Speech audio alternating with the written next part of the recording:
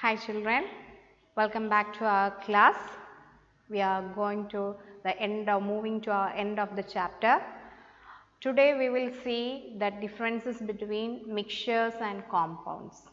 Okay, and what are the properties of this mixture, constituents and compound particles, everything we will see what are the differences showing by each of them.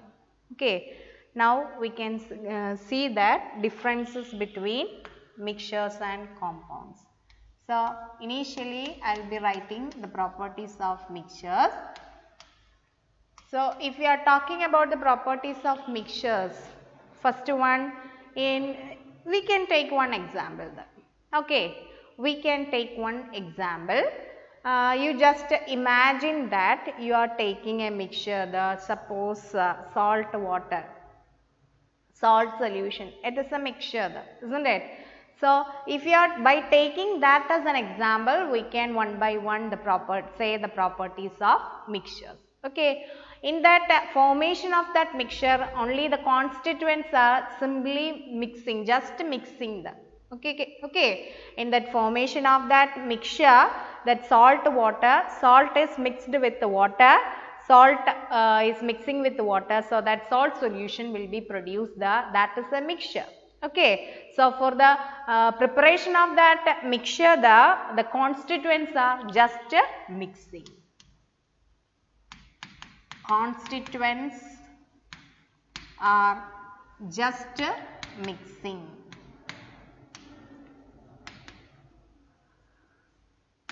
Okay. They are only just we are physically mixing it to make that mixture. Then we can see for a mixture there are variable compositions are there. We have seen that preparation of tea. At any concentration we can make that tea with adding 1 teaspoon of tea leaves, half of the teaspoon of tea leaves we can add to water, and 1/4 also we can add to make the tea, isn't it? So, there are variable compositions for the components of a mixture. Variable composition. Mixture components have a variable composition. Okay. Then the next point if you are talking about is the individual component shows the properties of the individual even in that mixture, the individual components there show their own properties. For example, if you are taking that sand and salt mixture, okay, sand and salt mixture, they are mixing to make that mixture even in the mixture salt will be tasting salty and sand will not be getting the taste of salt there, isn't it? So, they will remain with their individual properties even if mixed. After mixing, they will retain their own individual properties. So, we can say that constituents show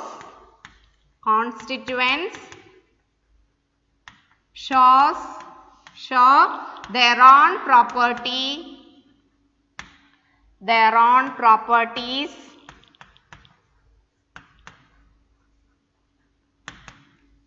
even after mixing, even in mixture.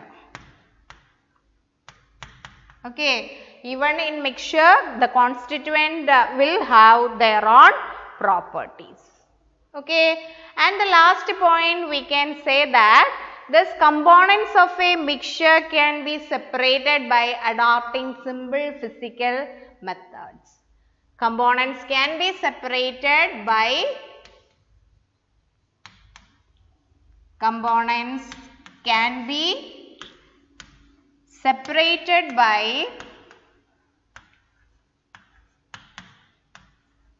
simple physical methods.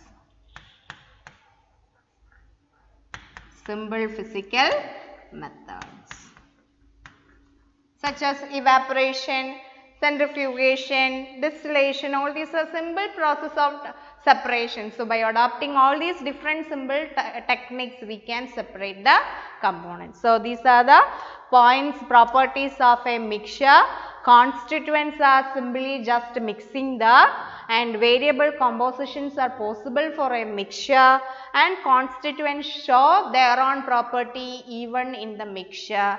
And the last one is we can separate the components by adopting simple physical methods. Now we can see what are the properties of compounds. Okay, seeing the properties of compounds, we can first one by one the corresponding property for the compounds we can write. For compounds, yes, first point for the mixture it was that they are just mixing, but in the case of compounds they are chemically reacting. That constituents react chemically. They react chemically. Okay, the constituent elements are reacting together and a new material is producing in case of compounds. And then in the case of mixtures we have seen the variable composition, but in the case of a compound there is fixed composition. Fixed composition is if the composition is changing, then we will get any other compound. For a particular compound, one composition will be there. If the composition is changing, another compound will be. So, for a compound, the composition is fixed there. Then the third point is that after making that compounds, once the compound is produced, in that compound the elements will not retain their individual properties. If suppose in that water is formed by the formation or combination of hydrogen and oxygen, individually hydrogen and oxygen are gases, but once if they are combined there to produce water, they cannot remain in gaseous state, they will be in the liquid state. So, once if the compound is produced, the constituents will not retain their individual properties. Do not show individual properties. Do not retain properties. Do not retain properties in the compound form. Okay, and now we can see the last point. How can we separate the components of a compound? In the case of compound, it is not that much easy to separate the component. It is possible, but it is a complicated process. So, we have to adopt chemical or electrochemical methods for the separation. For separating components, we have to adopt chemical or electrochemical methods. Electrochemical methods for separating the constituents of a compound. So, these are the differences between a compound and a mixture. Once again we can see that if you are talking about mixture, constituents are only just mixing but in the case of compounds, they react chemically. In the case of mixtures, variable compositions are possible, but in the case of compound, fixed composition will be there. And the case of mixtures, constituents show their own properties even after in the mixture form, but in the case of compound, they do not retain their individual properties. And in the case of mixtures, simple physical methods are adopted to separate the constituents, but in the case of compounds, chemical or electrochemical methods we have to adopt for separation of the constituents of a compound. For example, to separate that hydrogen and oxygen from water, we have to pass electricity through that, or electrolyzing water will give you the hydrogen and oxygen separately. So, that is a high energy requiring process. It is not a simple process. Hope this much is clear to you. Now, we can move. How can that individual particles are retaining their properties in the mixture, and in the compound how they are losing the property, how we are detecting that by taking an example we can see. Initially, for that we can take a mixture, the iron, we can take iron fillings. I am writing here only symbol iron fillings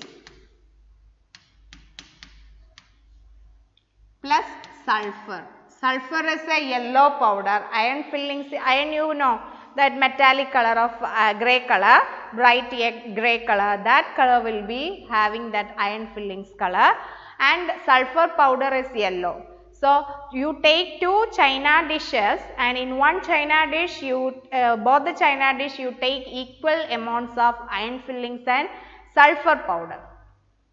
Okay, both the china dish you take equal quantities of iron fillings and sulfur powder and mix it properly, and then what you have to do it, second china dish you have to heat it.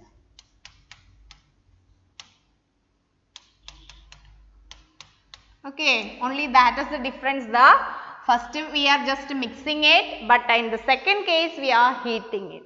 What is happening there? When we are heating it, that iron and sulfur will combine there chemically to produce iron sulfide. So, during heating, iron will react with the sulfur to produce iron sulfide, and only here it is only a physical mixture, just mixing it, nothing we are doing there. Okay, so now we can see the differences of these two mixture and compound with the different cases, what is happening there. Okay, first we can see their appearance. What will be the appearance of this material? This mixture will be, yes, it is a mixture, it will be heterogeneous. Mixture will be heterogeneous, but this is a compound, so what we can say that it will be homogeneous. Mixture compound will be homogeneous in nature throughout. Once if you are heating it, you will get a black, grey or black mass, solid material with black color you will get that, and that everywhere you can see the same thing. So, we can say that it is homogeneous. Okay, and then if you are heating it, this we can heat it once again, but this heating, nothing will happen, it will remain as such. Okay, now then behavior towards carbon disulfide. Carbon disulfide. Carbon disulfide is a liquid in which sulfur is soluble. Okay, so if we are pouring that carbon disulfide to this mixture, from that mixture sulfur only will get dissolved there in that solvent there, and only iron fillings will remain there. So, yellow color will disappear. Okay, sulfur will be removed. Sulfur is removed there. It will dissolve, sulfur will get dissolved in that carbon disulfide. But here what is happening? If you are adding carbon disulfide, no change will be happening because it is a compound there. So, in that compound, that properties of sulfur is not retaining. Sulfur has entirely different properties in the iron sulfide form. So, at that time that carbon disulfide cannot dissolve the sulfur present in that compound. So, individual properties are not retaining there. Okay. So, that case we can see if we are showing a magnet over there. If we are showing a magnet over there through this mixture, just to pass a magnet through that, iron fillings will get attracted. So, iron will get attracted. As it is only mixed there, it will get attracted. But in this case, iron does not have its own individual property. Now, it has changed to iron sulfide. New properties are there. So, that will not, when passing magnet will not have any effect. Here, no change will be observed. No change. Right?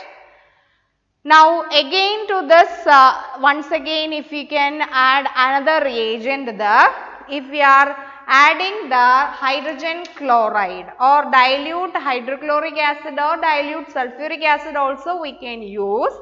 So, we can take dilute HCl or dilute H2SO4. Any one we can use.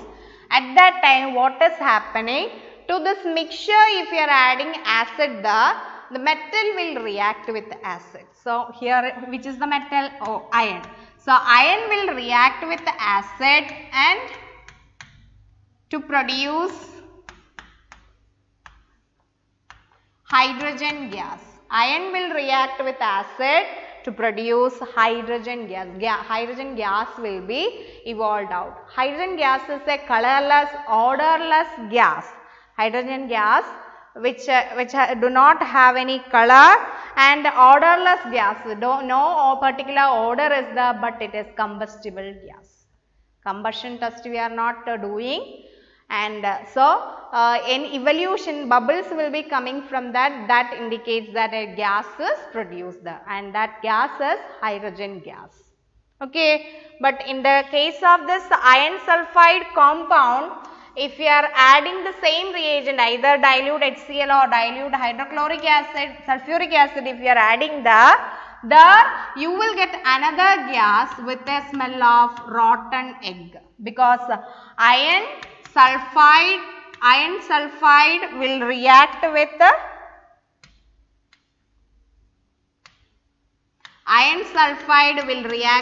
HCl or whatever it is. At that time, iron FeCl3 plus hydrogen sulfide gas will be produced with a smell of rotten egg, so that we can easily identify the gas.